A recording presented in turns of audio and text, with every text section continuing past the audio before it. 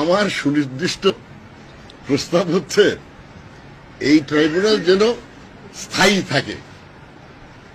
এটা যেন এই এই কয়েকটা অপরাধ বিচার করে যেন শেষ না হয়। এরকম স্থায়ী ট্রাইব্যুনাল থাকলে রাজনৈতিক ঋতু পরিবর্তন হলে এটার কার্যক্রম যাতে অব্যাহত থাকে, এটা আমার সুনির্দিষ্ট প্রস্তাব। সালাউদ্দিন কাদের চৌধুরীর করাই মন্তব্যই যেন বাস্তবে প্রতিফলিত হলো শেখ হাসিনার উপর।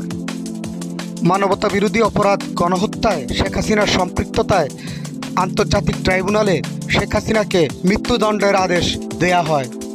এ যেন ঠিক সেই সালাউদ্দিন কাদের চৌধুরীর 10 বছর আগের করা মন্তব্যের ধারাবাহিকতা। এই ট্রাইব্যুনাল যেন স্থায়ী থাকে। মাসুদ রানা, মেঘনা নিউজ 24, ঢাকা।